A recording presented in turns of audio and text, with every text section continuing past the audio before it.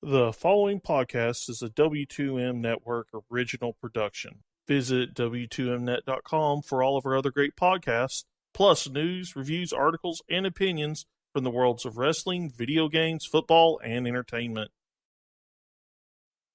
Let's go! What time is it? Game time! Game time! It's gonna be a football game tonight now. No doubt. It's gonna be a football game here. Okay. I done been here before. All right, let's go, baby. Toss to White. He's in! Patriots win the Super Bowl! Brady has his fifth! What a comeback!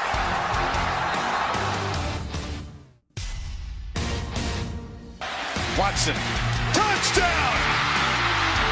Hunter Renfrow. Little man makes another enormous play. 1 second remaining.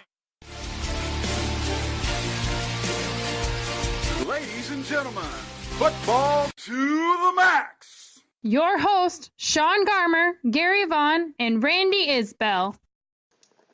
Hello and welcome to another Football to the Max, and I think we warned you that Hurricane Irma was coming and that it was a very good chance we would not be having a show on the Monday night Tuesday morning, and that in fact happened, although Eric and I were both spared most of Irma's wrath, at least here in Miami, Homestead, all that area. We Tampa Bay, everybody that got hit. I think even in where Eric got hit as well in Jacksonville, a lot of power outages.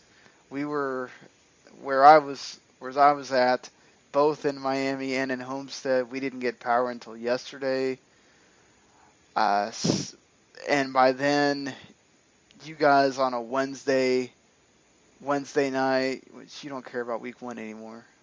So there was really no point of us killing ourselves to watch games and all that kind of stuff. So we'll have to start fresh with week 2. Of course, we do have the Thursday Night Football game to talk about, which I don't know if there's that much to talk about, but we got to discuss it. But Eric, how are you feeling after surviving this big storm? Very, very lucky. Seeing images of downtown where it reminded me of a bathtub and a little bit of New Orleans post-Katrina. I'm very blessed. No damage, no lost power, because I've got friends of mine and also people I deal with on a regular basis that still don't have power and won't have power for another couple of days. Ay, ay, ay. Yeah, I still have a lot of coworkers that do not have power, and I feel so bad. I mean, I don't feel that bad because I had coworkers that never lost power. Now, we got hit harder than you guys did, or Tampa did, or Naples and all that. I mean, yeah, Fort Myers and Naples kind of got direct hits, but I think that by then it was still a category. It was a category 2 or whatever when it hit them. Mm-hmm. So we got hit hard, but still we got lucky that it. I feel bad for the Keys. They got the direct hit of the big storm. I've seen images of what that looks like. It doesn't look good. The people that decided to stay, I totally get you don't want to leave your house, but there's a reason they tell you to evacuate, folks. I mean, you should probably do that. Between the Keys and especially before it even hit here stateside, looking at all the islands in the Caribbean, that's just gone. Gone. Yeah.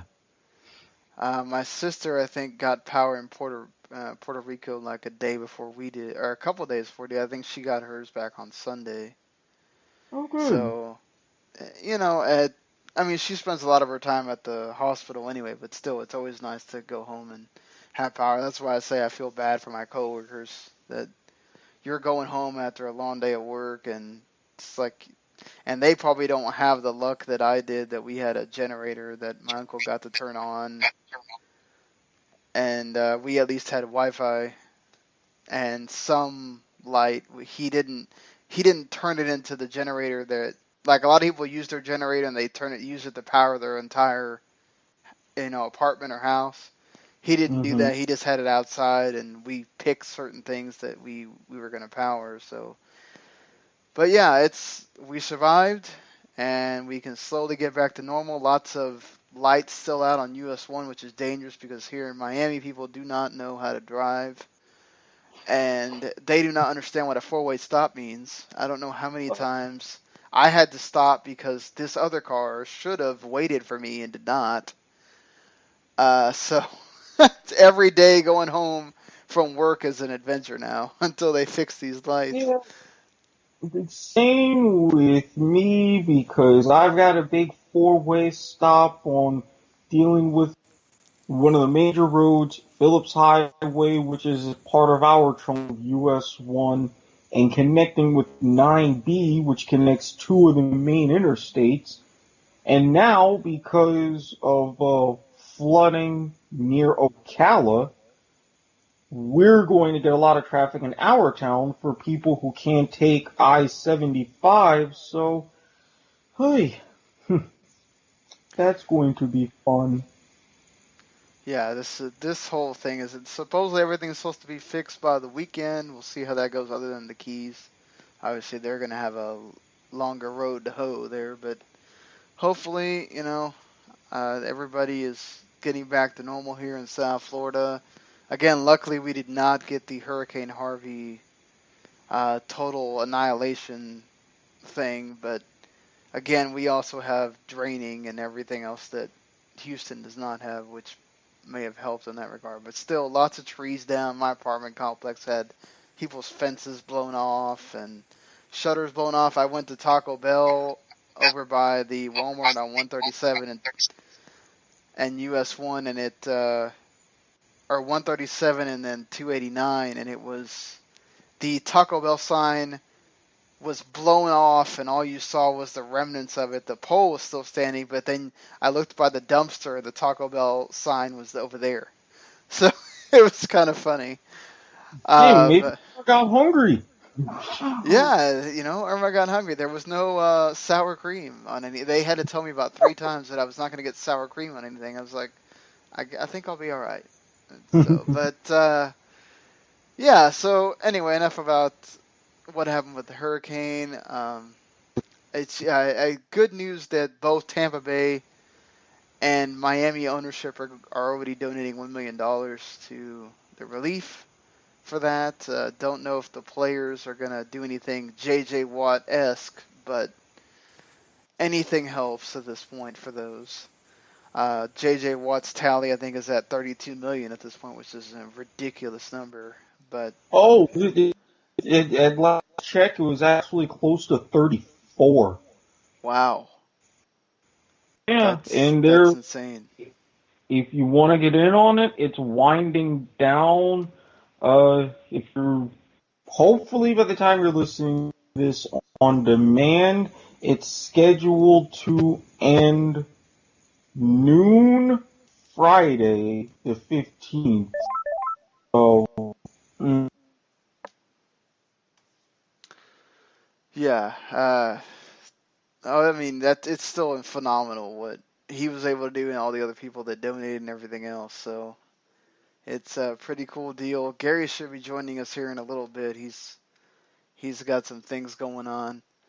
So either way, I don't think he watched the Thursday night game. So we'll go ahead and start with that, and then whenever Gary can join us, he'll be in for the predictions segment and then some news here. That it's not a lot of news. Most of it we can just kind of tie in with when we get to the preview. But yeah, so Houston wins 13-9. A very defensive game, if you want to say that. If you want to call it a chess match for field position, you can call it that. You can also just call it a kind of not very fun game to watch either, unless you are one of those that likes defensive battles. And as someone that kind of loves football in general, it doesn't bother me. I don't really ever get totally. I'm taking notes too, so it always kind of keeps me occupied here. But coming off a performance where the Cincinnati Bengals don't score any points, 9 is better than 0. Not enough to win this game, but they go now 2 games without scoring a touchdown.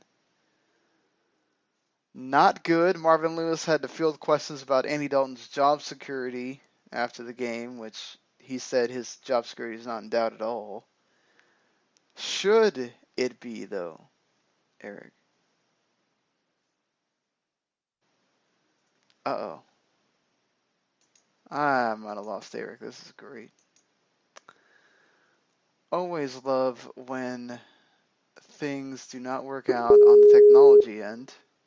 I need to remember to block the Skype sound here. I should have done that, but oh, here we go. Let me answer this call here, hopefully. All right, so both of you guys are on now. And of course, my internet had to spontaneously die. Yeah, I'm going to have to do a lot of reworking for the wireless connection in various rooms of my house. I should have hit pause on the recorder when I lost you, Erik, but I didn't. So it is what it is at this point. Sorry about that, folks, but okay.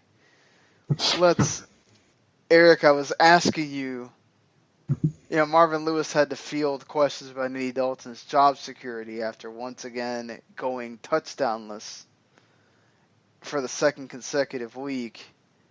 Marvin Lewis said no, as they're getting ready to face the Packers next week in Green Bay. Should his job be up for grabs at this point? If A.J. McCarron wasn't so deficient, I would say yes, open up the competition, but if you're only managing 3 field goals in 2 games with Andy Dalton, you're only going to get worse with McCarron under center. So, unfortunately, you just have to ride this out, take your lumps, go 0-3, and go back to the drawing board. Gary, what do you think? I don't know how much of the game you got to watch or anything, but do you think Andy Dalton needs to be worrying about his job at this point, or? I think everybody in that Bengals organization needs to worry about their job. Maybe Geno Atkins is the only guy I could look at and say, wow, pretty good job there. Everyone else doesn't seem exactly on the same page. I'd say AJ Green is pretty safe, considering it's not his fault, Andy Dalton's. Yeah, I mean, AJ Green is a great receiver, but, you also have to think about his age and all that kind of stuff. So, I mean, it's not like he's too worried about it anyway. But, yeah, I mean, you could throw him out there as well. I just look at this as a situation where this team should be better than they are. And, yes, they're dealing with a few suspensions. Just one probably. I think it's I can't even say his name. Benefit. Perfect. Thank you. I couldn't think of it.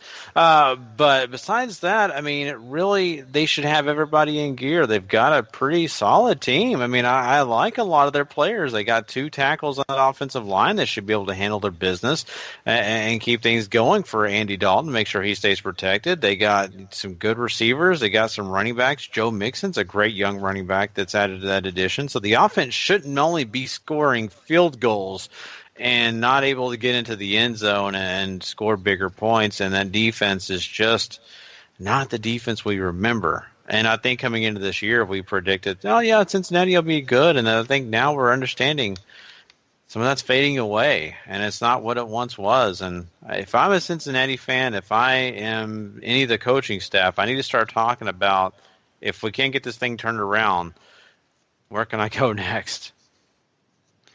I would say that the Bengals defense is not the problem here. They did what they were supposed to do. They sacked Watson about three times. I missed a portion of the first quarter, but from memory, Yeah, just 3 times in the first half. Mm-hmm. I mean, but they sacked him. They got to him. Of course, doesn't help. Houston's offensive line is not good either. Neither offensive line was particularly good on this night, but they stuffed Houston twice on 3rd and 1s, and I think they might have done it one other time. I mean, you're running a pretty big guy in Foreman too, who's not easy to just stuff like that. So, I mean, for me, the Bengals defense wasn't the problem. Yeah, do you need to tackle DeShaun Watson on that 49-yard big play run that he had for the 1 touchdown in the game? Yeah, but I think you got to give credit to the fullback for that big block and everything else. And that's just a busted play that Watson read well, and most of his big 67-yard rushing performance was on that one play, and then he had the 11-yarder that sealed the game for the winning field goal, or the field goal that put them ahead and out of reach for the Bengals. But I feel like you can't really ask much more of this defense to do what they did here. Really, and I agree, the defense isn't the problem with Cincinnati. They held their own against Houston, who had a weak offensive performance against Jacksonville last week, and they did less than stellar against Baltimore, but they stepped up. But you brought up a good point.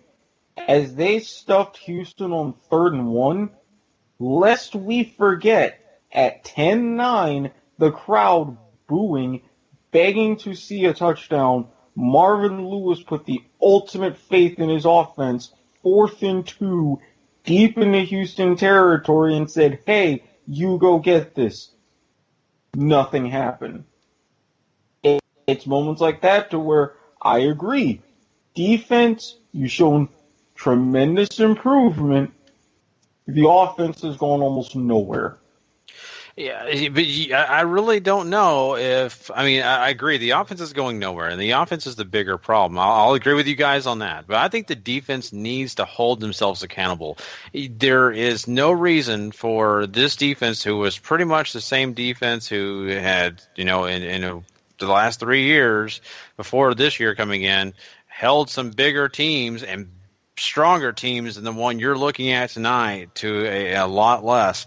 And now we're looking at them and saying, oh, you guys are doing great. Look, what you did on this, you stuffed them, you sacked them. There were no sacks in the second half. That offensive line for Houston is not good. That's a big problem for me. So that shows a lack of strength on your defense. That shows me right there, you can't put pressure on a young quarterback like DeShaun Watson. There's something going on. And then you let DeAndre Hopkins continually just make Jones look terrible, and you don't do anything to stop it. You just say, oh, no, he'll do it. I'll just leave it alone. No, most defensive coordinators find a way. They say, okay, this is happening way too much. Let's adjust it. Jones can't do it. Let's see who else can. Let's find a way. Let's do it. And they just were not able to do it. And so I think the defense has some to blame, but you guys are right. Cincinnati's offense has lost them 2 straight games, and it seems to me they're going to lose them probably quite a few more if they continue on this journey. I'm going to have to disagree with you again here, Gary. Here are their drives in the second half. Punt, punt, punt, the field goal. And, you gave your team a whole 2 minutes to drive down the field and get a touchdown. And the offense couldn't do it. I mean, what else do you want them to do? I mean, this is... I want them to sack the quarterback. They sack the quarterback. They don't have to sack them all the time. Yes, they do. Yes, you have to give more pressure. They're getting him to move out of the pocket. Yes. Did you watch the game tonight? Yes, did you actually sit and watch it? Yes. Okay, so right. Okay, then you both watched it. So how much pressure did DeShaun Watson really have? Because I sat there and I watched him, and he had time.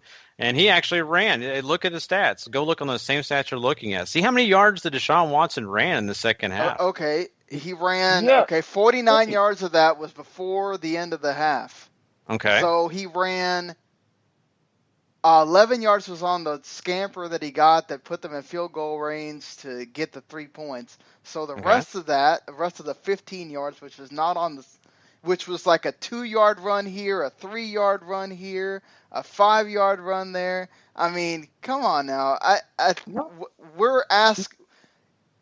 They're putting pressure on him. He's moving around in the pocket and either throwing it away or getting it to Hopkins, because at some point that defense wears down, and Jones couldn't. They were able to take advantage of that matchup late, where Hopkins was kind of getting the better of Jones until they got called on that offensive pass interference once. But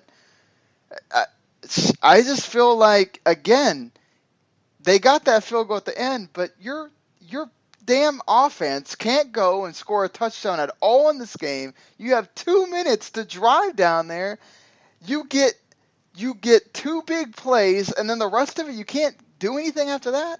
I mean, come on, just piggybacking off of that, and I can't believe I'm going to use this as a frame of reference.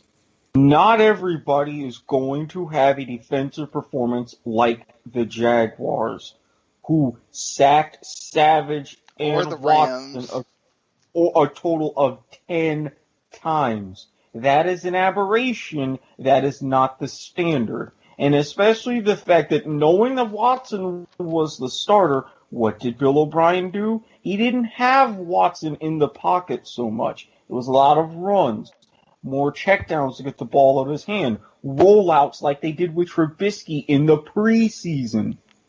Make him work with half the field, do something to get the defense off balance, and then you go ahead and open up the playbook later in the game. And to their credit, even with being off balance with that mobility, especially in the first half, Cincinnati held their own. Now, up until 5 minutes left in the second quarter, Houston had something like, 60, 70 yards of offense? It's up to, if your defense is doing that well, especially early, you have to get a touchdown to build confidence and give your team a lead. Mm-hmm. Well, yeah, and I disagree with that. I'm just saying that let's look at this also on the offensive side. How many times did Cincinnati have the ball in good field position and they waste it? Oh, yeah. Yep.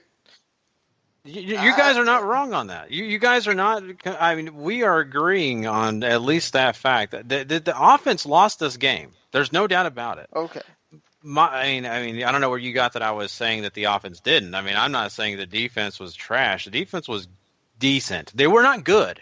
They were decent. You're playing a rookie quarterback. You're playing an offensive line that is not very good. You're playing a team that really, the strength may be the wide receivers. Lamar Miller has yet to prove himself, and you got a rookie and another running back. So my point in this is there was a lot of things that defensively they probably could have got right, but they could have not probably saved most of anything because the offense would give them nothing in return, right? They were playing with one hand behind their back. And that's why you saw a low-scoring game, right? So that's all I'm saying, is the defense had no shot. They did what they could, but I still think that they could be given a little bit of fault. We got to at least admit that they did allow DeShaun Watson to get out of the pocket. They did allow a few things to take place. They were not perfect on this night. They weren't perfect, but they shouldn't have to be perfect. They did better than decent. They did really good. Come on, Jadeveon Clowney goes and intercepts that, or picks up the fumble, gets him all the way down to the 20, and they keep him to a field goal after that. I mean, I just don't understand where we're saying the defense was just decent here. They did what they were supposed to do. Watson is a mobile quarterback. He's going to get out. Even if you're rushing guys through him, he's fast. This is why Tom Savage is not playing. And yes, that offensive line is awful, and I don't know how much better they're going to be with Duane Brown there at left tackle whenever he comes back. I mean, this is helping him get his deal he wants. through 2 games right now. But I just feel like, again, I know we're all agreeing that the offense lost them the game, but I'm still at this point of saying the special teams did what they were supposed to do. Erickson got them really good field position on run backs. I don't know how many times. Other than Jones and Hopkins having that little battle in the fourth quarter there, which, again, I'm going to argue that by that point the Bengals defense was worn down because they were on the field so much. Offensively, the 3-headed running system works to an extent, but that only works if you have a better offensive line. Each one of those guys got him first downs at certain points. Jeremy Hill had the thing where he almost died landing on his head. Mixon, I thought they didn't use Mixon enough in this game. Tyler Eifert had his spots where he looked good. He made some good, important catches. John Ross, what a debut. You come in and you screw up. And then you don't get to be heard from again. I mean, come on, man. You got to do better than that. And oh yeah, they're counting on him to be the second, the third receiver aside from Eifert and Green, and then Green pretty much disappears after the big play, which that was also a very bad thing for the Bengals there. You get that 50-yard bomb to Green, and then you get a field goal out of it. I mean, that already sets you on a bad foot there if you're the Bengals. But,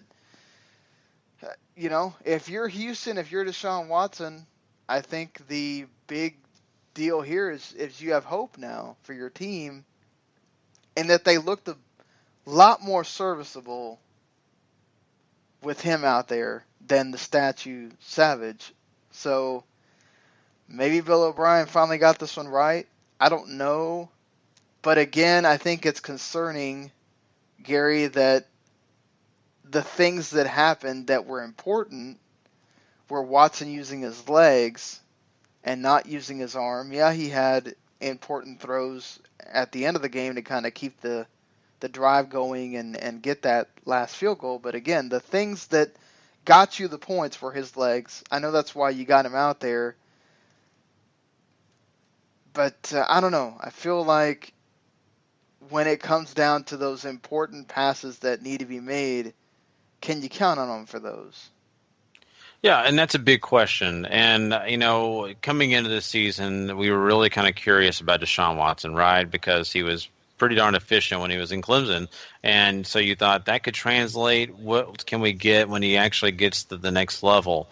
And I think right now it's hard to expect a guy to get to this level and, be able to do everything that we want, right? And not every guy is going to come into this league and just, light the thing on fire. What excites me about him is the fact that he does seem to have some big football intelligence. He's not putting his team in danger, not giving the ball away.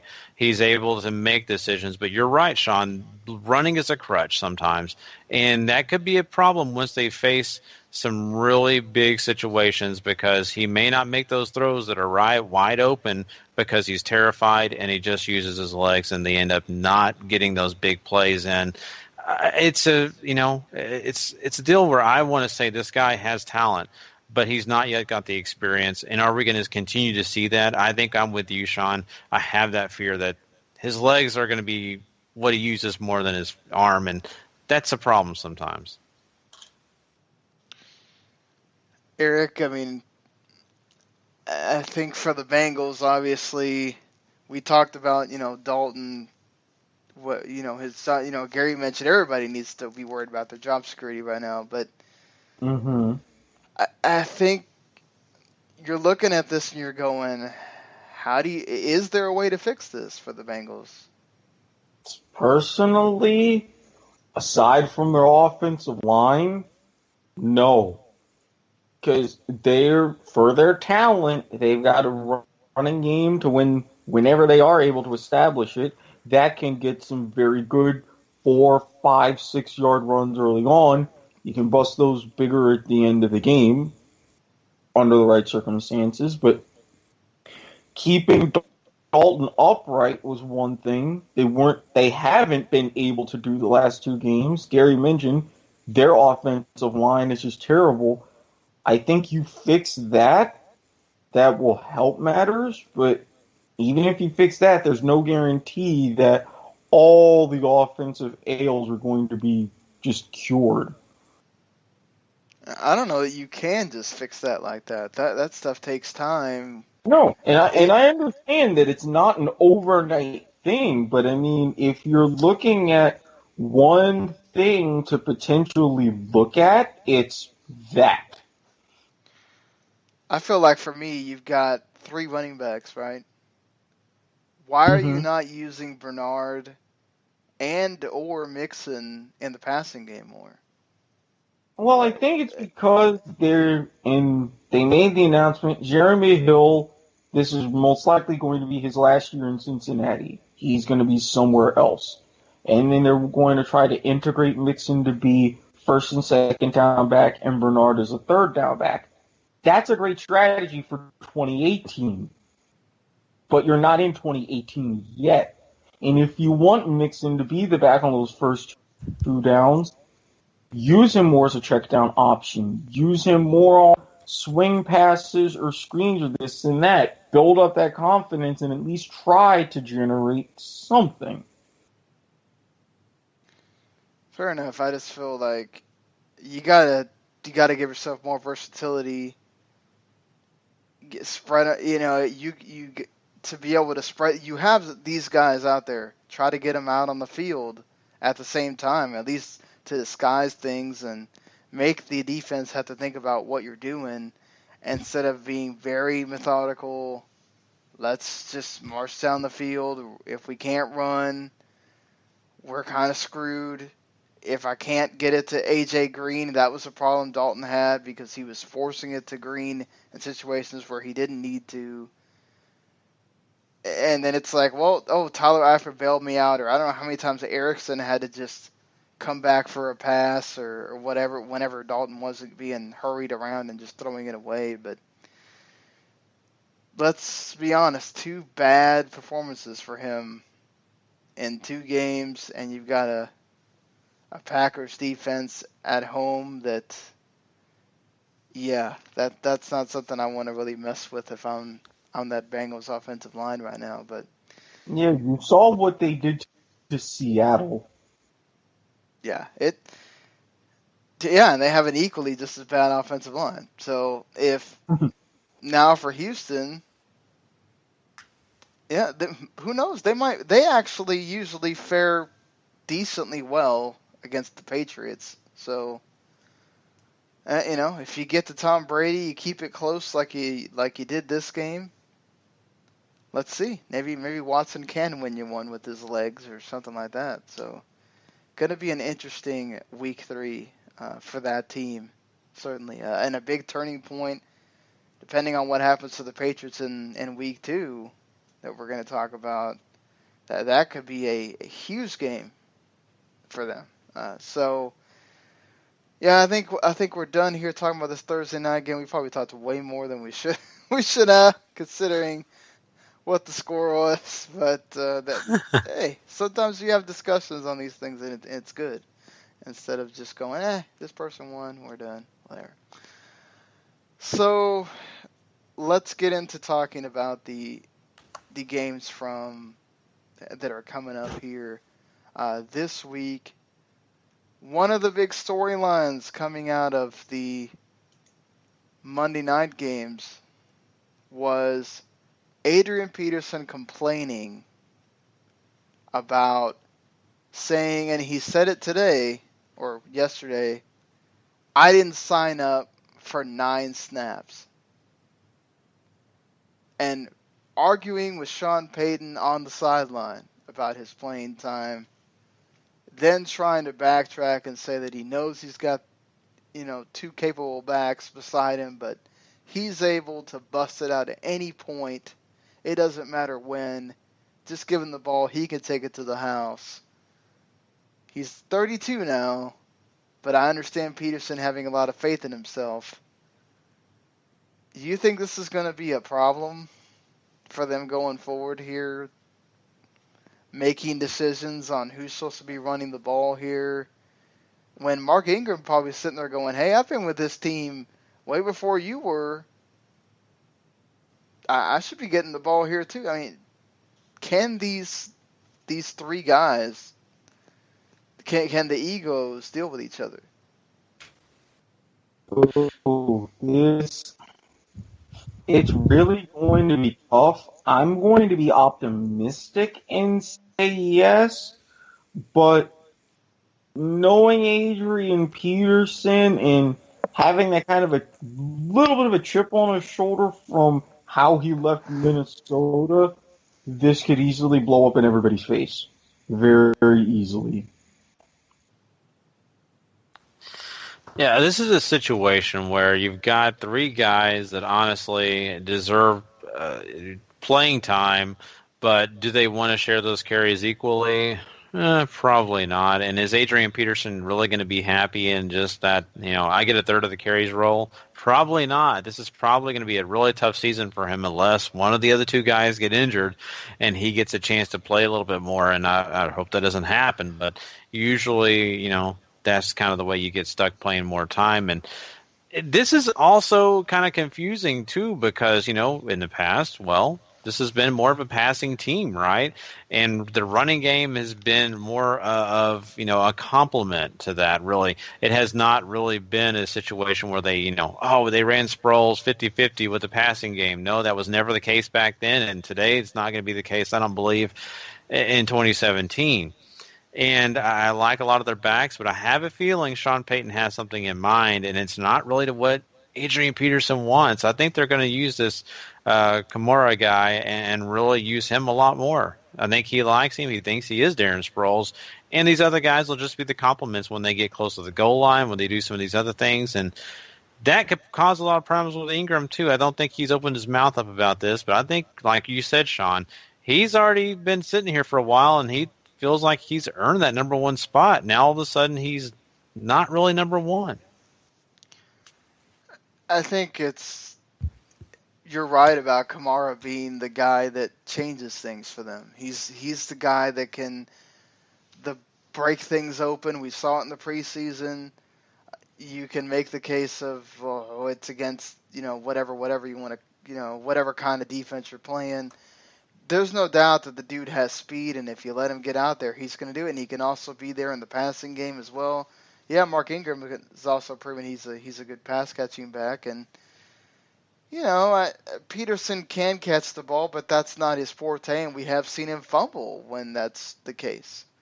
So, but I do think that they're trying to use this running back system to protect Drew Brees and not have him pass so much because he's getting older, and opening up that offense for him, and that's also important. And I think you got to remember the Vikings have a terrific defense that you're going against at this point. I think Peterson also wanted to go against his old team and show them something, and that might have been a little bit of the anger and everything else. Mm-hmm. But now you're going against an angry Patriots team who is coming off a humiliating loss. I think there's no other way to say it. You're in the Superdome, which the Saints generally, this is where they play the best. They do not play very well away from home. So considering the defensive issues that are present for the Patriots everywhere, or at least in all three phases of their defense now, not where it was shored up last year. Do you think we go back to the shoot it out style of the Saints for this game then? Personally, I think they have to.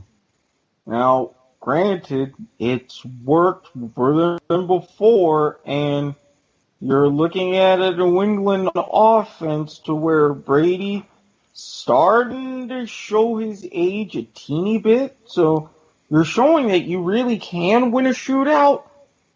I just hope that it doesn't become the overwhelming theme for the Saints for the rest of the season. What do you think, Gary? I mean, do you think that's what you expect, or did the Patriots just? I just can't see the Saints just getting shut down at home like that. They probably won't get shut down at home. But I think that, what Erik is alluding to as well is what I kind of felt like, coming into the season as they want to do all these great things. They want to run the ball more. They want to, like you mentioned, Sean, protect Drew Brees. But I don't think that the defense is going to allow them to do that so much. And this is a game that I think is going to prove that to you.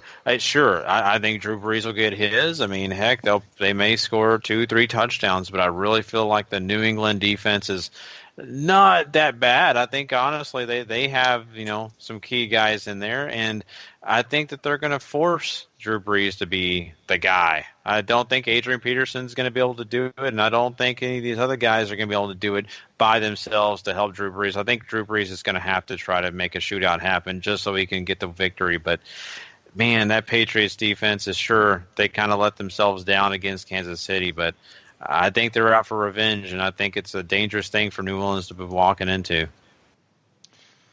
So I got the Patriots. What are your predictions here? I'm going New England too.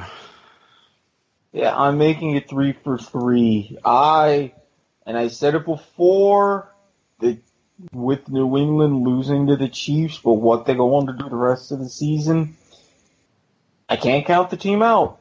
As much as I want to create multiple voodoo dolls, I can't. Yeah, it's really hard to imagine the Patriots going 0-2. Usually Brady has these bounce-back games, and even though he did show some of that age or whatever, I still say, I mean, they put up quite a bit of points.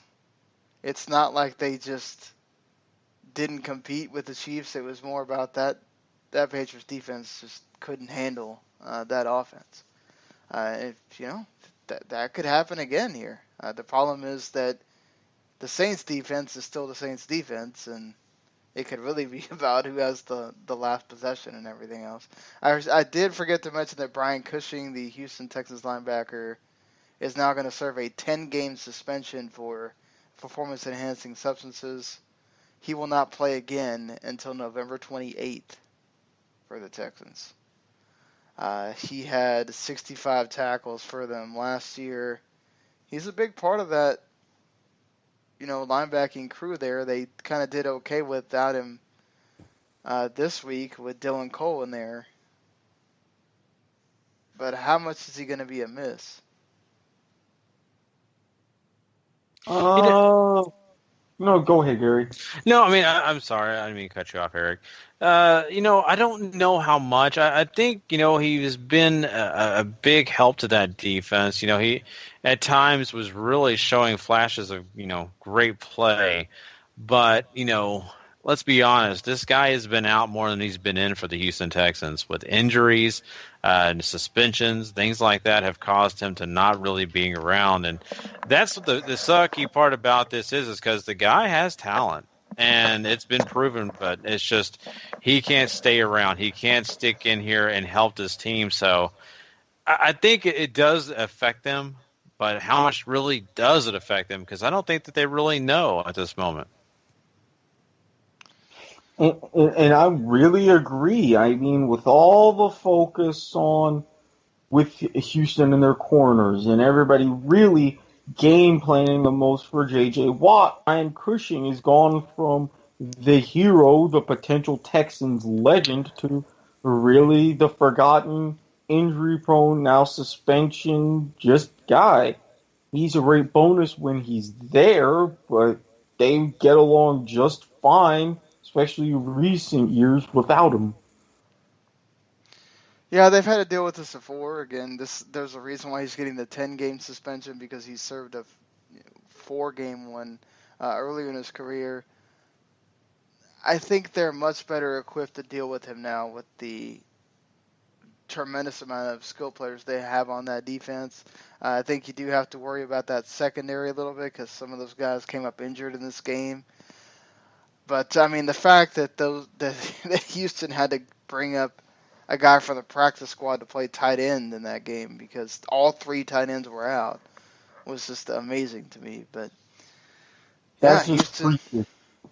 Yeah, that's crazy. But speaking of teams that were out and now back, Tampa Bay had to sit out a week due to the hurricane issues, and we talked about that at the top of the show, Eric. So Tampa Bay at home against a Chicago team that showed up to play at home against Atlanta, and very nearly, if somebody would have been able to catch a ball, could have actually gotten the upset over the Falcons in week 1. No Kevin White. He's broken his collarbone.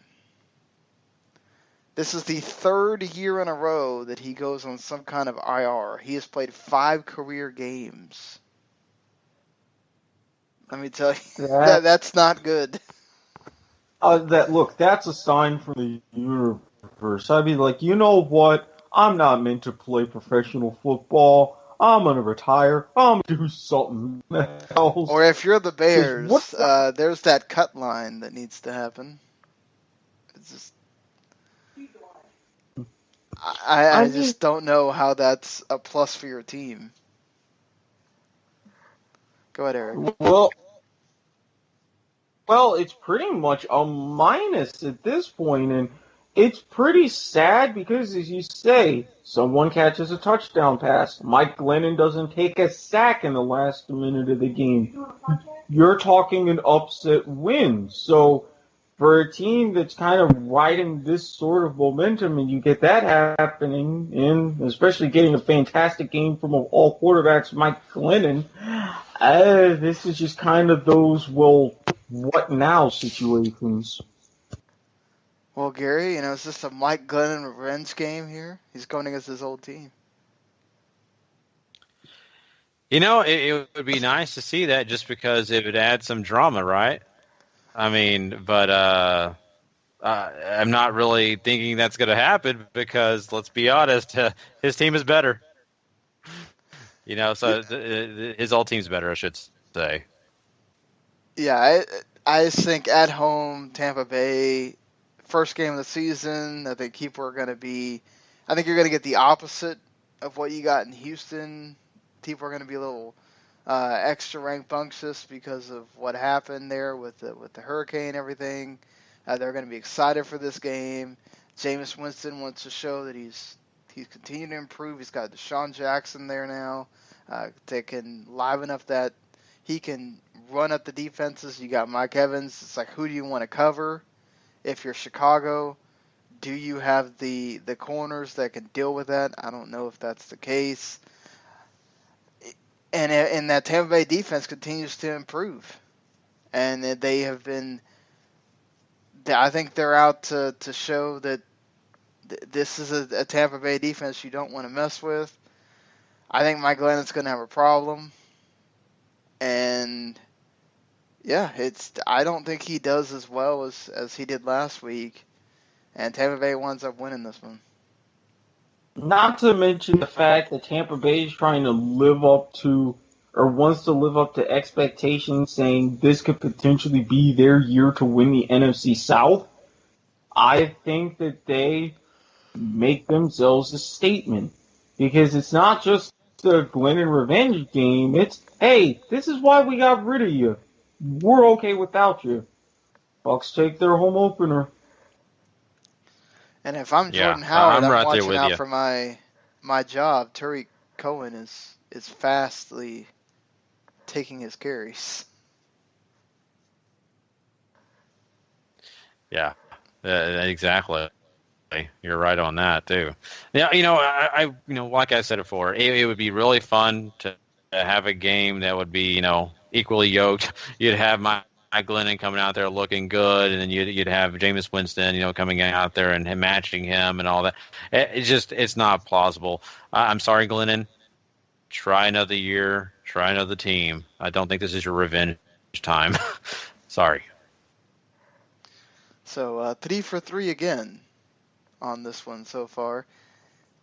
Carolina dismantled a bad 49ers team that has Brian Hoyer starting at quarterback. That's already a problem. The Buffalo Bills beat a equally bad Jets team that I don't know if they have talent to put on the field in certain spots, honestly. They fought because it's a divisional game, and I think they were wanting to fight for the coach and everything, but Josh McCown didn't look too good. Tyrod Taylor looked better, but again, let's see what they do. Let's see what he does against a real defense in the Carolina Panthers here, who looked pretty damn good. Cam Newton didn't really have to pass a lot because the running game, they ran about 42 times, I think it was, in the previous game. You know, it's, if you're the Panthers, do you just make Tyrod Taylor try to beat you here? Just stack it and make it to where LaShawn McCoy can't be a weapon? And Yes.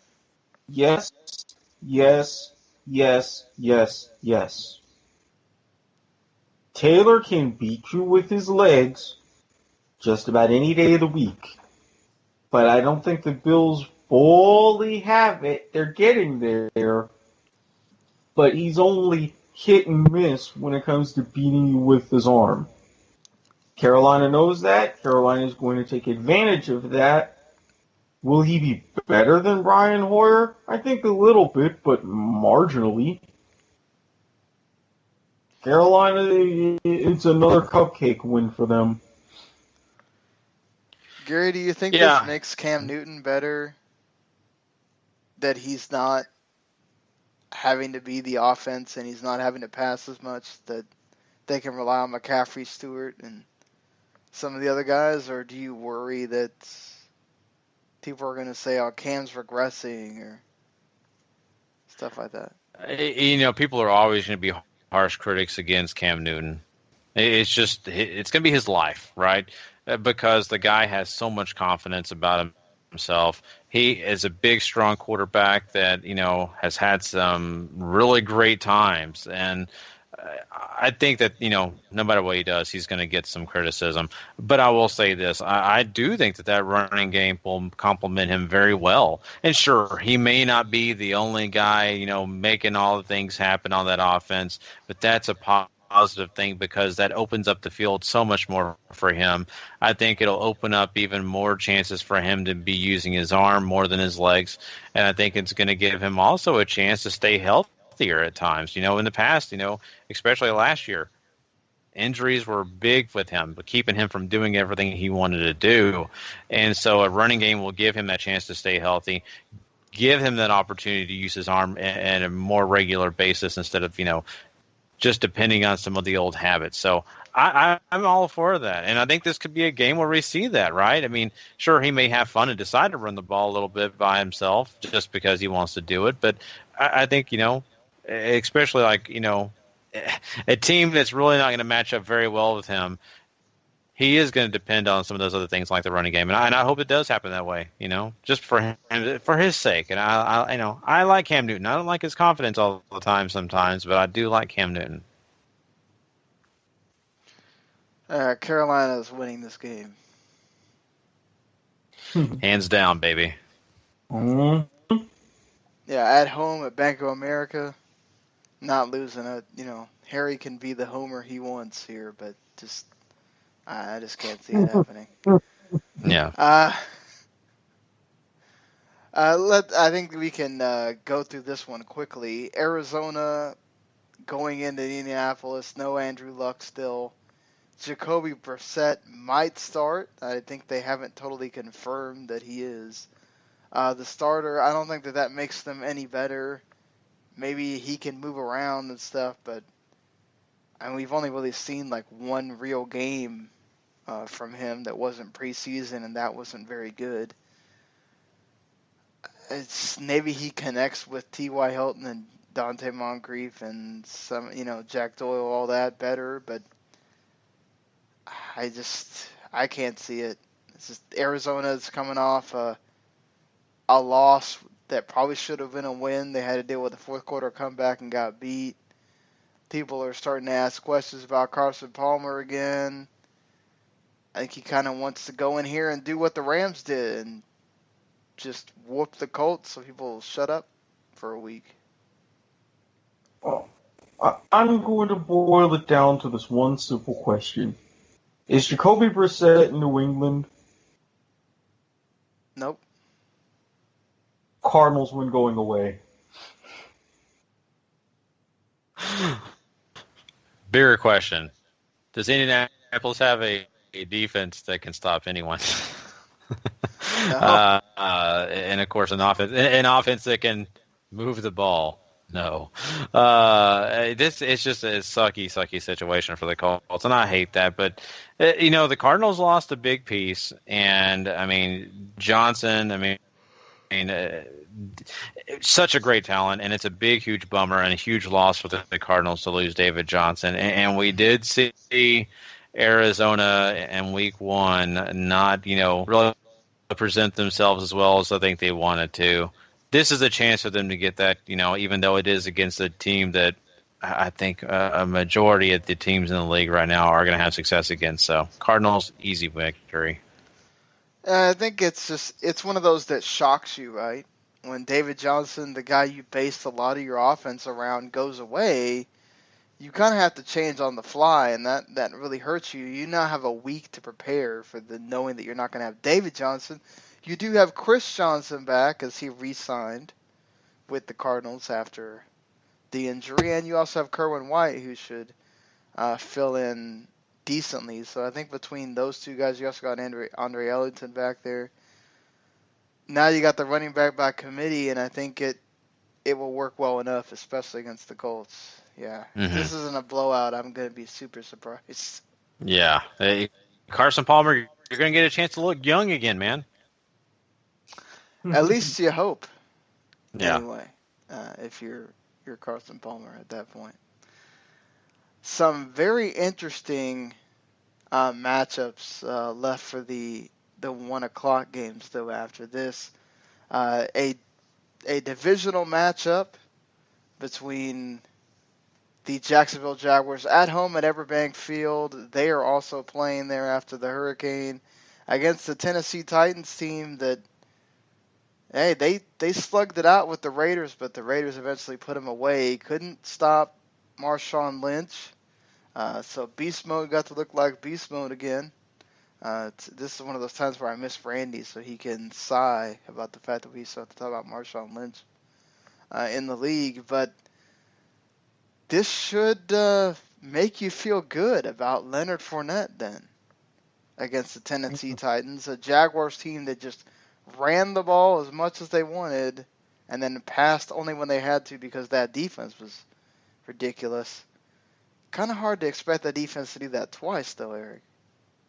No, I honestly don't. I mean, I've been telling everybody I know down here, calm down, one game. This was the aberration. This is not the standard. The Titans, and I have to go back to what you say about the divisional games. This is 2 back-to-back. Things are going to balance themselves out. Jaguars are going to be 1-1. Gary, I mean, we saw the Titans kind of go away from the dual-headed running attack. They kind of had led them last year to the record they had. I mean, it wasn't the greatest record, but they were still in playoff contention for a lot of the year because of that. And honestly, if you think about it, their weapons outside of Delaney Walker are sort of limited on the passing game. Corey Davis looked good, but I mean, why go away from something that worked? Yeah, I mean, that is true, and I think I was a little surprised about that. I think that they were kind of coming into this game not wanting to be predictable, and not only that, trying to see what they could do in the passing game, and to some extent it worked a little bit, but for the most part, I think at times it did kind of hesitate their offense and kind of keep them from doing a lot of the things that they would like to do when it comes to spreading the ball around and also, making sure that they were a little bit more balanced. So I think in the long run it did affect their game, and I think that they really need to try to home back in on that running game. And, hey, I mean, their offensive line isn't terrible for sure. And I think given, what DeMarco Murray has proved with this team, he can still get things going and at least get some, 4-yard runs and, maybe, here, there, and everywhere. And that way that, you give Mariota a chance to kind of relax a little bit and take some pressure off him. So I don't know why they got away from it. To me, it's a little mind-boggling, too. I was really expecting us to get some of the same formula. But once again, they were facing a really good Oakland Raiders team, and I think that they kind of felt a little probably I don't mean hesitant, but a little bit worried about going with the same formula for the fact that Oakland defense is not bad, and they had to pass a little bit more than they wanted to. I'm going to go against Eric here. I think Jacksonville wins. I think that defense plays well enough. You run it with Fournette. Yeah, you're going to be missing Allen Robinson out for the season on IR now, a torn ACL, which that's a big blow. But I think it's time. It's that time to see what D.D. Westbrook can do, see what if Marquise Lee is back and healthy and ready to go again. I think you've got the weapons to kind of cover for Robinson. Are you going to use them? Let's see. I mean, I think you can even use Chris Ivory in the passing game if you want. So. This is a very evenly matched team, if you ask me. I think both these squads come out, and I think it's going to be a very, very close matchup. If Field Goal could probably win this game because it's going to be that close. But my point in all this is, who do I really, at the end of the day, feel like is going to win? It could be either or. I am going to go with Eric, though. I'm going to put Tennessee in the leader here because I think I still need to see more from Jacksonville. I don't know that the team that Jacksonville faced last week is all that good. Even after watching them in Game 2, I still don't think that the Texans are maybe as good as I wanted them to be this year. Yeah, and Cleveland were close to getting a win at home against the Steelers, but Antonio Brown had a big day. Le'Veon Bell did not, so the Browns did a pretty good job in controlling him. And now they go against the Ravens offense that was fine enough to split carries between Buck Allen and Terrence West. And that defense was absolutely just taking guys down. The Steelers sacked Kaiser a ton. Should we kind of expect the same from the Ravens here? They're going to be getting at Kaiser. I think so. Would. No, I'm sorry, Gary. No, go ahead, Eric. Yeah, I personally would, because let's face it, can we really expect the Ravens offense to put up the same performance like they did against Cincinnati? I know that they really have to lock down, and Kaiser, although he's great when he has some time and makes throws, he gets that rookie fluster just like almost every other rookie quarterback. And they're going to be looking to knock him down, make him uncomfortable, do whatever to throw him off his game. So that way when Ryan Mallett leads the Ravens onto the field to try to score points, the pressure's off him a little bit. Wait, you say Flacco's going to get hurt again? Oh, he's back now. I really didn't notice. Gary, I mean... On my part. Gary, Ben Roethlisberger says that Cleveland is going to surprise people this year. So,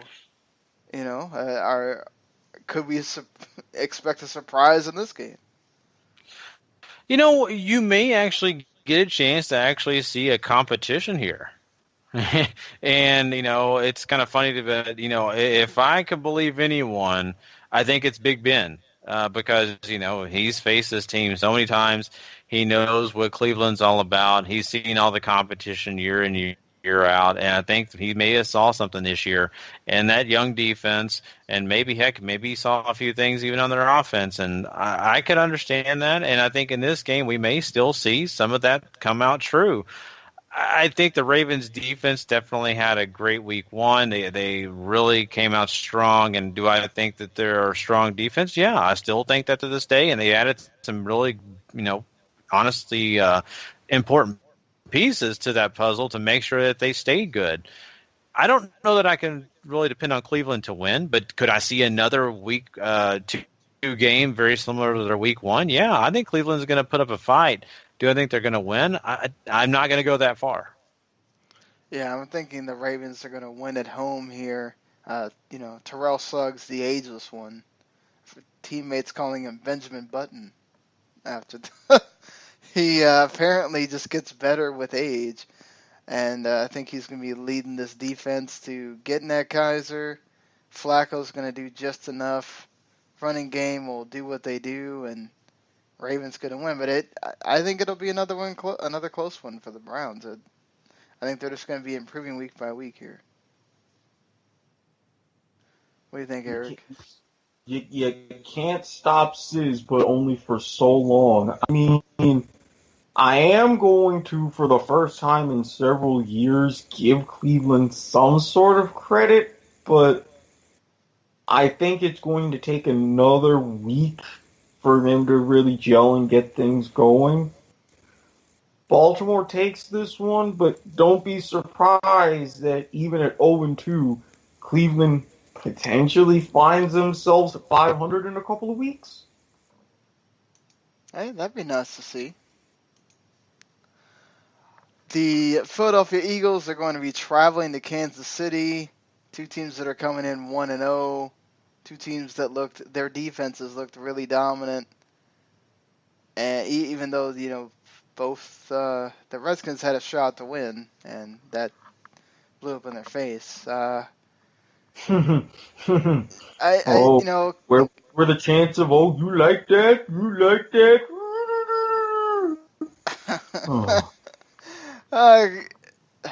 I feel like at Arrowhead, though, it's such a tough place to play. Alex Smith, I think, has a chip on his shoulder because he knows, and he said it this week, that he knows that he's under the gun there, that he kind of has to force Mahomes not to get on the field next year, and the only way he's going to do that is to play really well this year. And Carson Wentz has looked better in year two. He's, got better weapons around him. That defense is still what it is. Can the Eagles pull off the upset? No. Now, granted, this is a potential letdown game for Kansas City, given what they did in New England. But I don't see it from the Eagles yet. I mean, it took a while for them to put the Redskins away, and I don't have a lot of faith in the Redskins. Kansas City.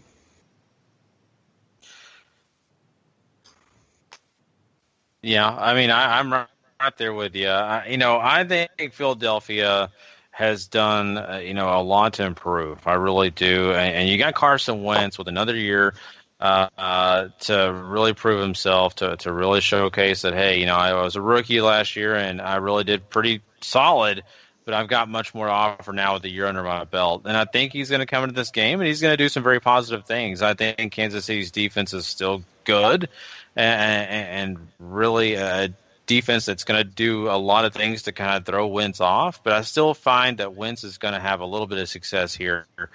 I think overall, though, I think Kansas City is just a little too daunting right now. I think what you got in week one was two divisional teams battling it out, and just really what happens in divisional games sometimes. Sometimes one of those teams comes in and knows a little bit, more of the formula and outsmarts the other. Who knows what happens next time, the Redskins and Eagles face off, but these division wins aren't the same as going into playing some of these bigger teams like Kansas City and Oakland and teams like that. So this may be a little bit too daunting of a task for the Eagles, but Sean, you asked the question, could the Eagles surprise? I am not. I'll say it this way. I would not bet on this game. I just wouldn't, because I could see the Eagles finding a way to do it. Yeah, I'm going to have to go with Kansas City here myself, but The Eagles have a ridiculous front seven. The Chiefs have a really good one as well. The Eagles are going to be without Ronald Darby for a little bit, though. They traded for him, and he's been such a key piece for them since that trade. Looked good in the preseason, looked good in week 1 until he got injured. That's going to be a blow for them in that secondary. Of course, the Chiefs are, they already know they're out without Eric Berry. So it's, both teams ailing on the defensive backside. I wonder if that makes this a more higher scoring game, but it should be fun to watch nonetheless. Who you got, Gary? Yeah, I'm going to go with Kansas City too. Like I said, I think this could be a little bit more daunting task for the Eagles to overcome, but I think it's going to be a very good game, and I don't think that Kansas City is going to run away with it. Eric, Kansas City as well? Yeah, I said it at the beginning. I mean, yes, Philadelphia's going to keep it close, like Gary said, but I think while they're going to have the big head, I think Kansas City has figured out a lot of things, and now that they've sent the message, they want to keep sending that message and put early pressure on Oakland for the AFC West. Yeah, speaking of Oakland, I don't think that they have to worry about the pressure too much. They're at home against the lowly Jets. And coming from my friend the New Yorker, a diehard Jets fan, he made a very solid point. With this long and storied rivalry, it usually depends on who's the home team. Since this is out west, Raiders bring this one home. We should note that the Raiders still play much better on the road than they do at home. True, but again, they play fantastic at home against the Jets. Oh, yeah. No doubt. No doubt. The Raiders are going to win this one. Gary? I'm sorry, I missed. Can you hear me? Yes. Okay, I'm sorry, I missed that last part. What were you saying? Raiders or Jets? Okay, so this is just, man, gosh darn it. No, how are the Jets going to? Raiders. No, I think the Raiders are too. I'm trying to make this more interesting. I don't think there is a way. I know. I was just sitting here trying to make a joke because really this is. I don't want to say that, man. That's ugly. I don't want to say this game's a joke. I think that the Oakland Raiders are too talented right now. I think they've got too much to offer, and for just really good teams, they're going to be tough to overtake this year. So Oakland's an easy pick for me. Another very tough matchup to predict. I think it makes the difference that it is at Heinz Field, where Pittsburgh tends to let things air out a bit more. They get more adventurous in the passing game. However, if there's a team that can match up with them secondary-wise and pretty much everything on that defense, it's the Minnesota Vikings, and Sam Bradford sure looked good. All right. Are we ready to buy Sam Bradford is finally coming out to prove that number 1 draft pick status here? Did you hear commentary and the way they were talking about him all Monday night? I mean, this guy Oh, my God, yeah. He is okay, so Joe Montana, you better start signing autographs again soon before this guy's value goes up way more than yours, because this guy's already in the Hall of Fame. He's amazing. Okay, Sam Bradford, he did a great job. Don't want to take that away from him. Let's see more before we start annoying this guy, the next big thing, right? So, this is going to be an interesting game, right? I mean, I don't know, Eric, what do you think? Do you think Sam Bradford, do we buy the hype? I'm not going to buy, but I am going to not sell. I would say he's upgraded to a hold. If we're using stock terms, I'm serious. It's like, okay, last season set the record, 71.8% completions. fantastic. His yards per attempt sucked. This time, great. 80% of his passes completed, over 300 yards in a game. That almost never happens in a season opener. But like I say with Jaguars and their fans, it's one game. Yeah, against the Saints defense that's still not stopping people. Exactly. You really think Pittsburgh is going to let that happen on their turf? No. Now, granted, if he goes ahead and proves me wrong, I'm going to shut my mouth utter for the words Boomer Sooner. Okay. But now I'm going to hold my breath on that one. Yeah, I think what they do have to worry about here is that here's another team that could really make life hell for Le'Veon Bell, who's already coming off a really bad performance in the first game. And then Ben Roethlisberger needs to make sure he, takes care of the ball because he's probably going to have guys coming at him and in that front four that are dangerous for the Vikings. So, yeah, just this is good. This could even be one of those low-scoring games, but I'm still going to say Steelers at home are going to win. Are we all picking the Steelers here? Yeah, I gotta pick the Steelers in this one. Yeah, I mean, to be honest with you, I think the only way this thing gets even closer is if they were to play in Minnesota. I think home field advantage is going to be big for Pittsburgh, and I think also for the fact that, we're going to get a chance to see really, like, Eric was saying, what Sam Bradford's about in this matchup because the Pittsburgh defense, a lot more talented than what we saw in New Orleans. So I'm really looking forward to this matchup. I really am. And I also want to see what Cook has to offer, facing a defense like, Pittsburgh has to offer too. So it's going to be a fun game, but I got Pittsburgh. The Seattle Seahawks in a divisional game against the 49ers at home. Brian Hoyer's coming to town. Seattle's winning this thing. Even if the 49ers cause pressure because the Seahawks offensive line is that bad. Its talent just overrides whatever the 49ers are going to bring.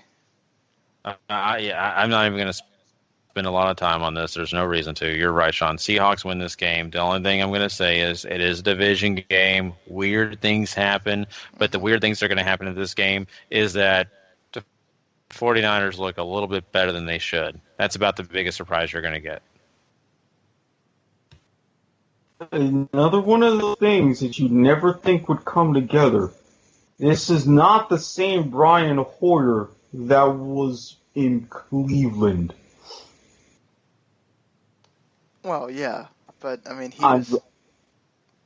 he was decent in Houston, so.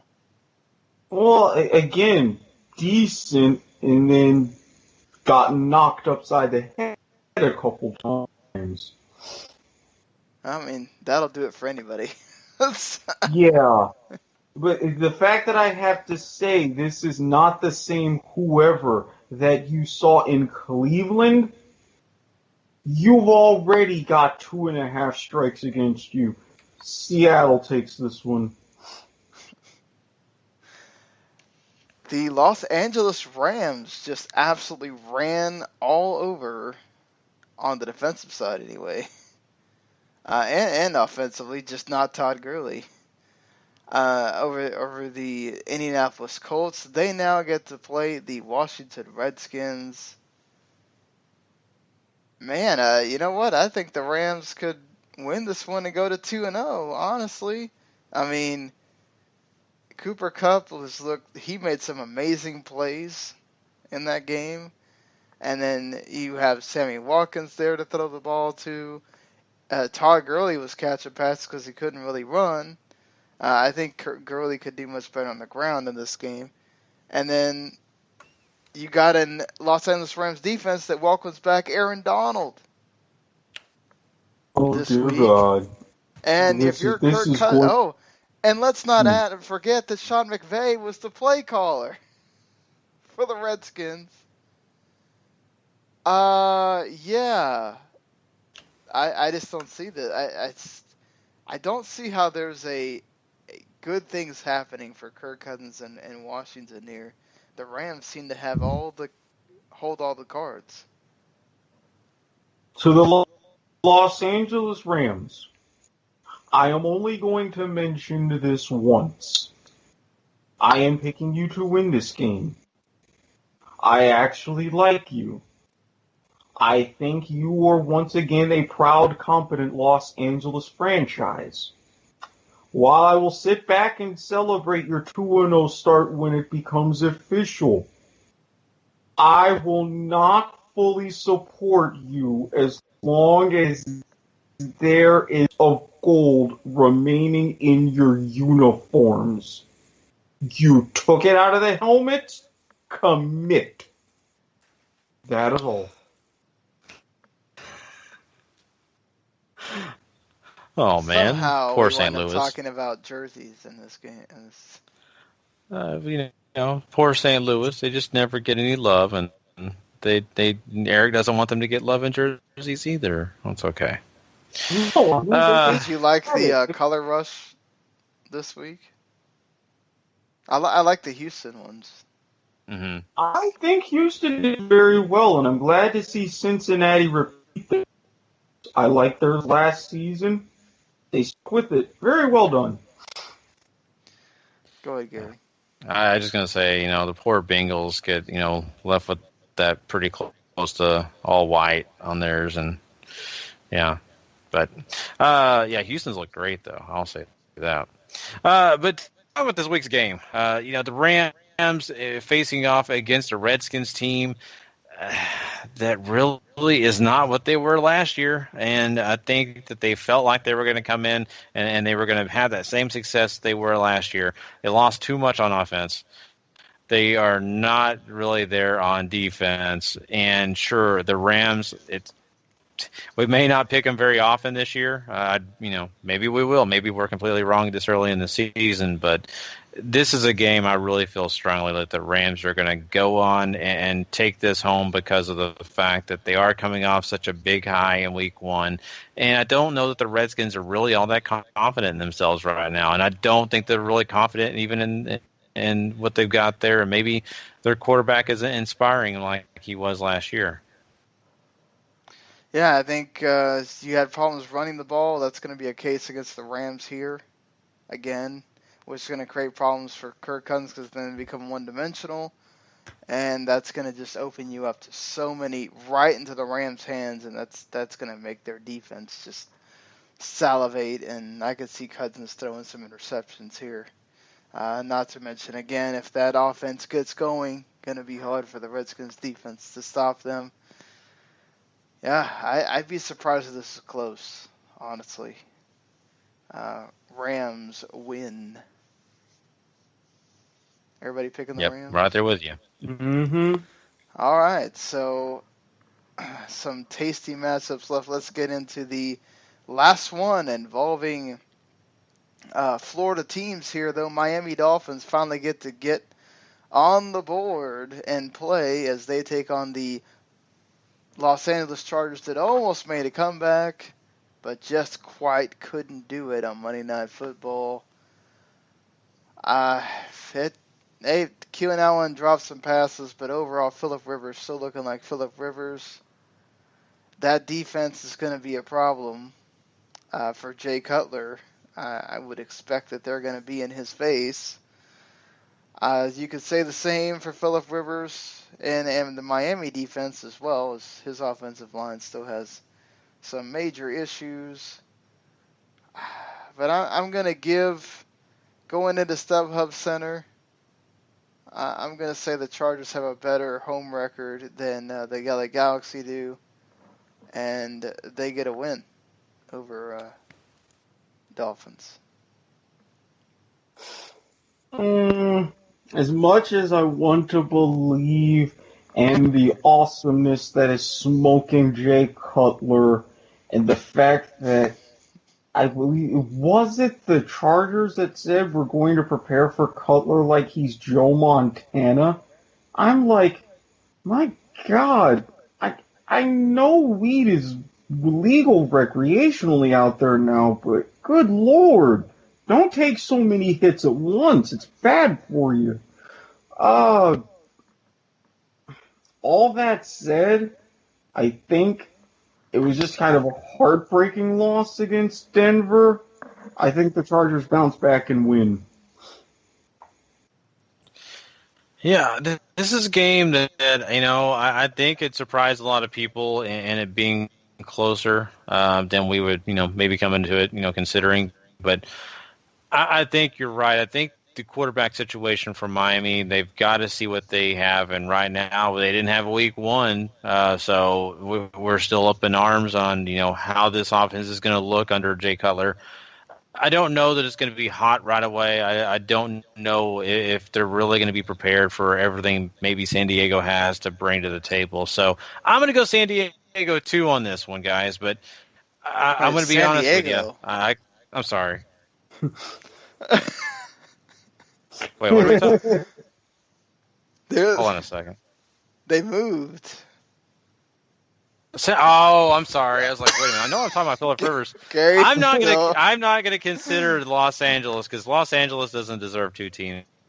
I'm still saying that. You are right about that. The Los Angeles Chargers. I'm picking them. Although I would still pick San Diego as well. Okay, because I think that.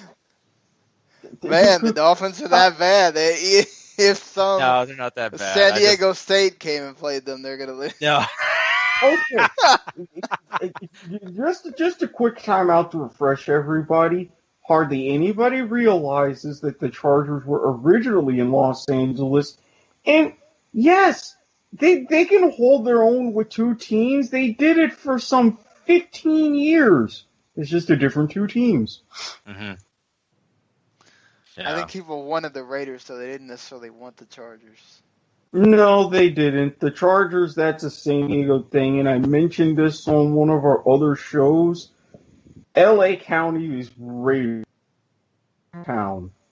Not ever since the Rams moved south to Anaheim in the late 80s. And going back to the jerseys thing, had they even stuck with those, I would have been fine with. But I'll save that rant for later. Well, I hope it's the Fox game of the week so I can watch it, but knowing my luck, they'll cut it off for the Dolphins game and I won't get to see it, but I'll have to wait till it shows up on Game Pass. The Dallas Cowboys go in and visit the Denver Broncos, Trevor Siemian, and that vaunted Broncos defense. Lyle Collins has to go in and deal with JPP, and now he gets to deal with Von Miller, the joys of being a right tackle for the Dallas Cowboys this year. And yeah, the rest of that offense also gets to go in and deal with that defense as well. This should be a very interesting game. Zeke already knows that his time might be counting down as the NFL already filed an appeal, although those appeals are hardly ever overturned, but this is the NFL. They work magic sometimes.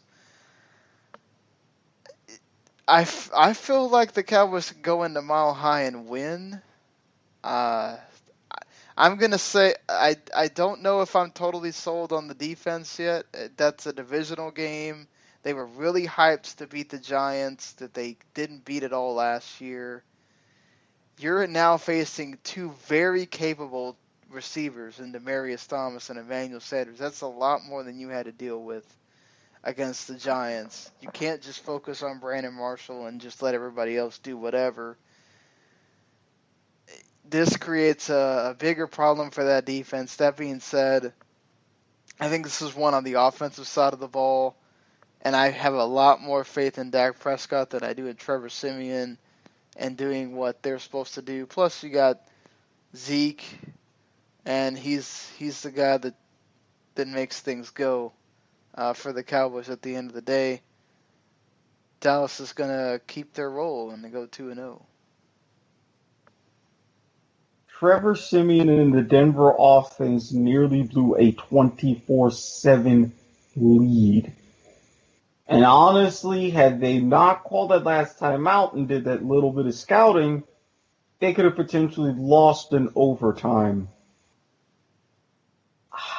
I don't even see them getting out to that big of a lead to begin with.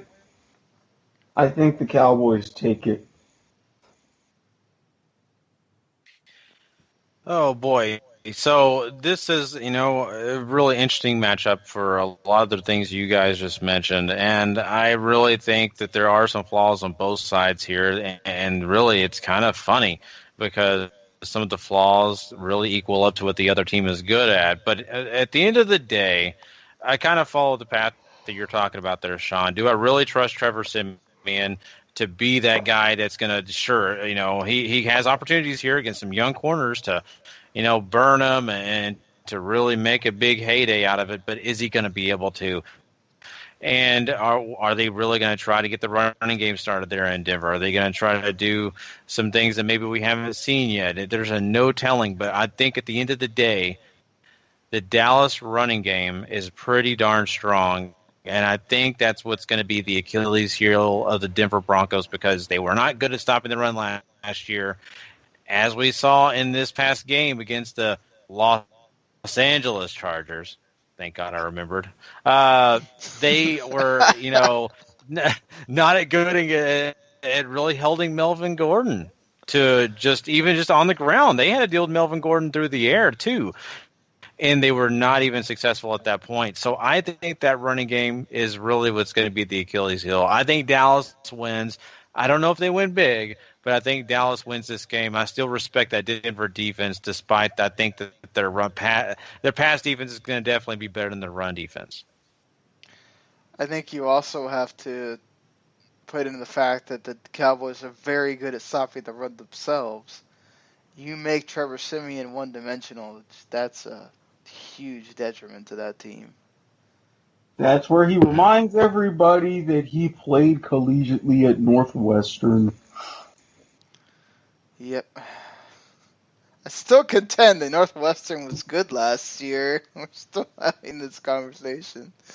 Yes, again, Trevor Siemian, I didn't even know he was a Northwestern quarterback. I always knew him as, he was that guy that wanted students to unionize. Oh, look at him. So adorable. Well, we'll see. So we got two big games left. The Sunday night game is a rematch of the NFC Championship game. The Green Bay Packers going into Atlanta. Mercedes-Benz opening game for the Falcons. They dodged the bullet against Chicago. Still got to face the NFC North. Look, I think the Packers somehow look better than last year. That defense was absolutely a problem for that Seattle Seahawks offensive line. And though the Atlanta Falcons offensive line is much better, I think you also have to give credit here that it took an Austin Hooper ridiculous 88-yard touchdown with a nasty-ass stiff arm to really kind of put that game in the state that it was in. We saw Randall Cobb be a big factor for the Packers, which he hadn't been for years. Ty Montgomery is established now. You got Jordy Nelson still there doing his thing. I think Martellus Bennett, we haven't seen him get to his full potential yet. I just feel like this is a game that could easily become this big old shootout or whatever, but I don't know. I really like what I saw from the Packers defense, and I kind of feel like I almost trust them more than I do the Falcons. I think the Packers could pull a Giants and do the big upset on the first game. Only because I've seen the recent magic that Mercedes-Benz Stadium has had. I'm picking the Falcons in a nail-biter. It's not going to be a shootout. It's definitely not going to be like the NFC Championship game, how that unfolded, because of that Packers defense. I'm curious as to what the over-under is, because I would tell you how I would potentially bet that, but Atlanta in a close one. But then the magic will be gone. Okay. Yeah, this is going to be really interesting. I think, it's going to be a really exciting time for the Atlanta Falcons because, they want to have a really strong showing here. I've heard everything under the sun why Atlanta didn't do well week one, right? I've heard, playing on real grass is just not their thing, but once they get on turf, who can stop them? So, is that reality? Or are we looking at a mirage? Is the team we saw in week one really the Atlanta Falcons? I don't really know, to be honest with you, because I think that maybe the Atlanta Falcons are not as great as they were last year. Not saying they're a lot worse. I just don't know that they're that magical team we saw last year. I do know this, though. Aaron Rodgers is magical. He is the almighty wizard. He controls anything that he feels he needs to control. He has got that torch passed down from Tom Brady somehow. And I think he, at the end of the day, will prevail and win this game. I don't know if anything else works out. I don't know if the Green Bay defense stays true to what they were in week one and stays strong and looks great pass rushing and stopping the run and doing everything under the sun. But I do know Aaron Rodgers wins game. I think this is one of them. Interesting that we have a 2-1 split here, but yeah, this should be a really fun game to watch. Can't wait for that Sunday night game. And then Monday night could be equally just as good. You presumably have the return of Odell Beckham, who finally practiced on Wednesday. He was limited, but I think he's going to be out there. The Giants will get a huge uplift from that and also being at home. But, the Lions, they have a new guy in town, Mr. Galladay, and he showed off that he's someone you want to keep an eye on. And certainly Matt Stafford worked his magic again with these fourth quarter comebacks. I mean, the amount of comebacks this dude has is absolutely insane.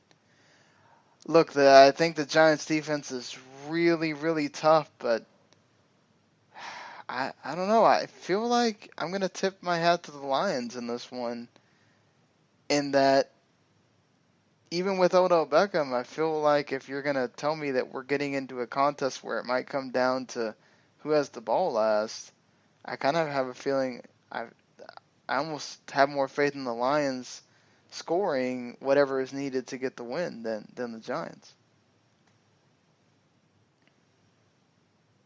The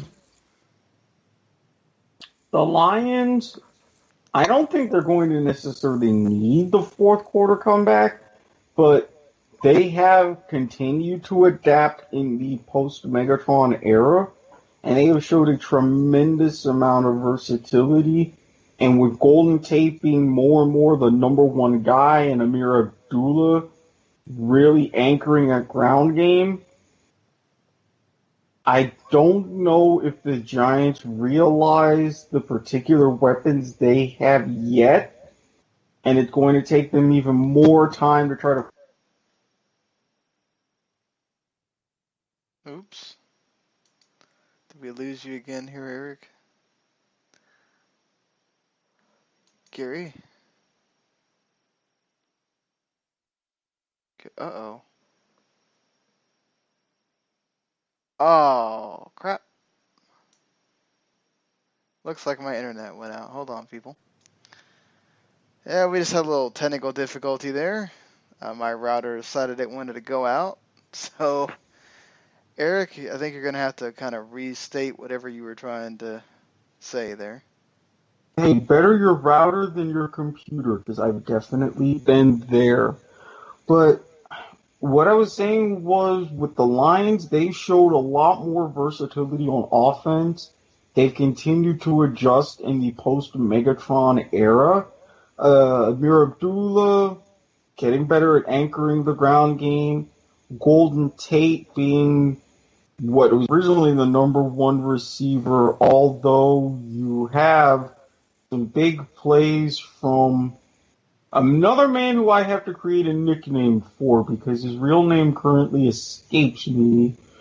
But he had a couple big touchdown catches against Arizona, which necessitates the nickname. Oh, Marshmallow, where are you when I need you? But with the weapons that the Giants do have, I don't think that they're in a situation where they can fully utilize them yet or even realize what they have yet. So I see Detroit taking this one. Yeah. I mean, you guys make some compelling points, and, to me, it's as if Odell Beckham is going to be there.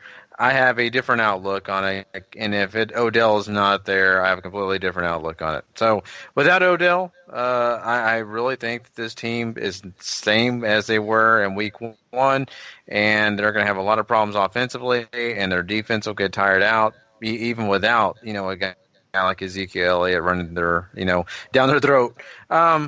I think with Odell there, I think it helps them balance out a little bit. I think it presents a few other problems for Detroit. And I think the Giants really, sure, they've got to worry about Matthew Stafford. And, Abdullah is a great back, but he's not going to pound the ball down their throat like I think Ezekiel Elliott did. I think he's, a great back once again, but I think that really what we saw last week with the Giants is that defense got worn out. They couldn't breathe at times. They were just so tired. And I think we may be looking at a different situation here. I think that maybe they're not tired out all the time. I think maybe they get an opportunity here to have more success with Odell Beckham Jr. giving Eli another weapon, right? So I just want to be a little different here. I'll pick the Giants. Why not? I'll say the Giants win, and it's not a beat down or anything. I think it's going to be a close game. But I'll say the Giants pull out one because, well, why? They're the Giants. They'll find some way to win because they got their guy back. Yeah, I think you're not wrong there. I think it's Giants are at home. They should be winning this game, especially they have Odell Beckham. Not to mention Abdullah got 18 touches, but he hardly got yards. It was a much more DeAndre Washington show, and even then, it still came down to the passing game. So it kind of just depends on what you get right now from the Lions. But I picked the Lions, but I would not be surprised at all if it goes the other way. Okay, we're going to have to go through these quickly with the college because we already ran really long. Ole Miss and California.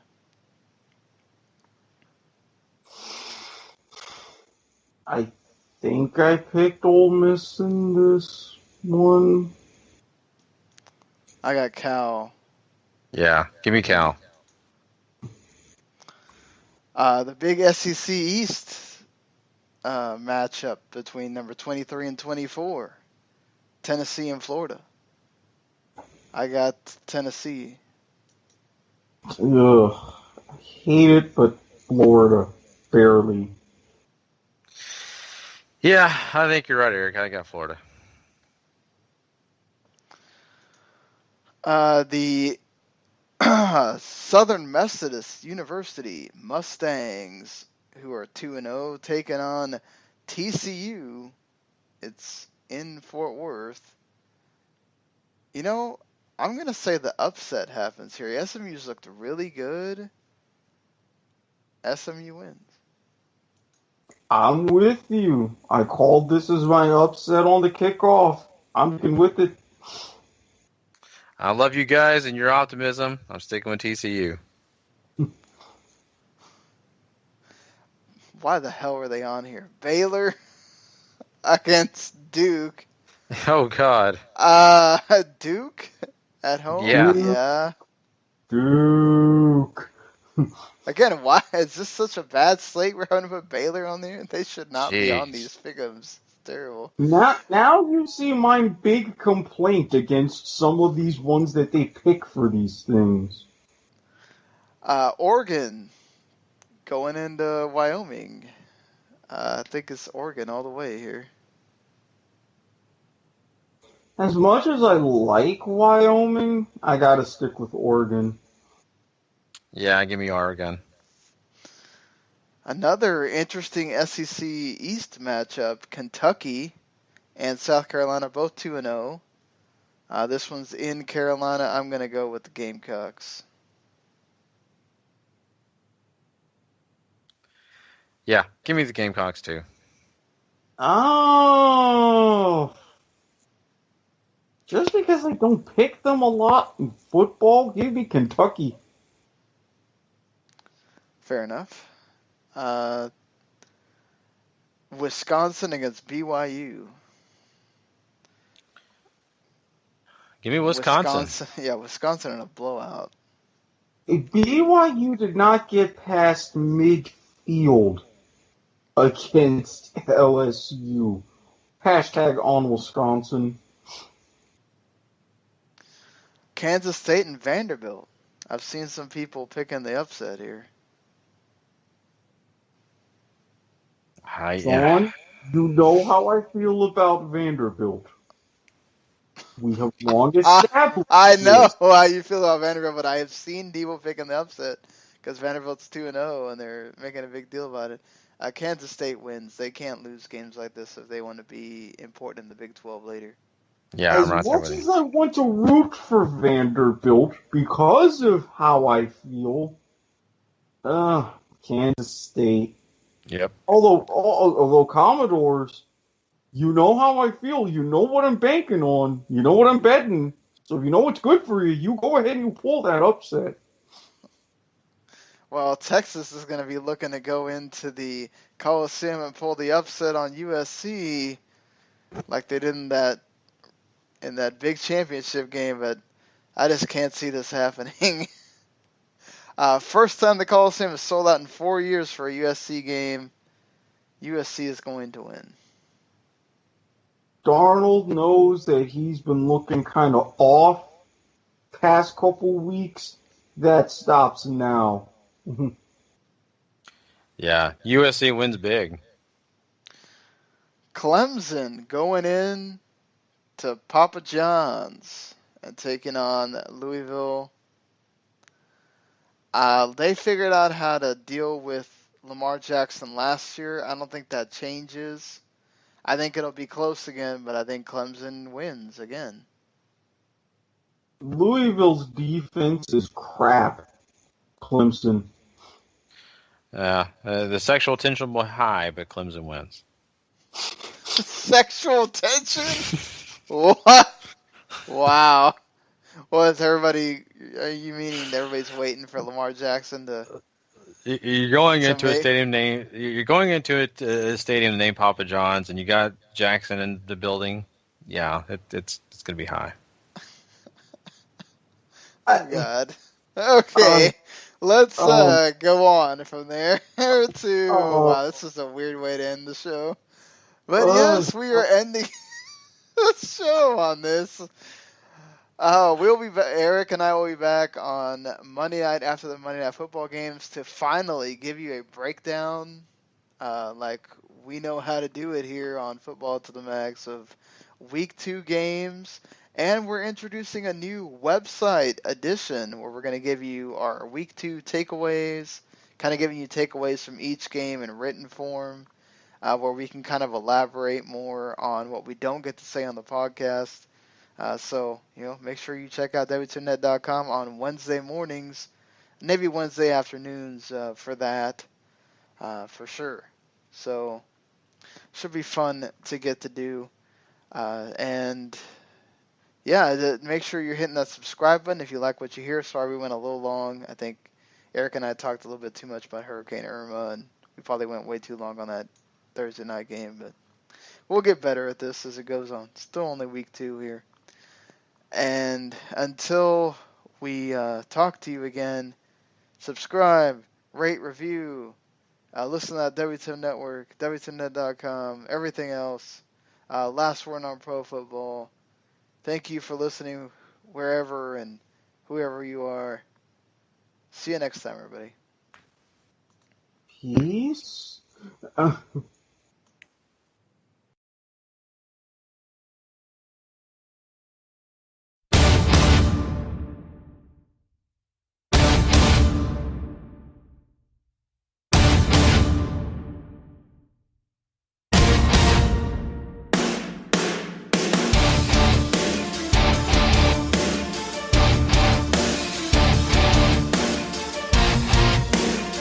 The following podcast is a W2M Network original production. Visit W2Mnet.com for all of our other great podcasts, plus news, reviews, articles, and opinions from the worlds of wrestling, video games, football, and entertainment.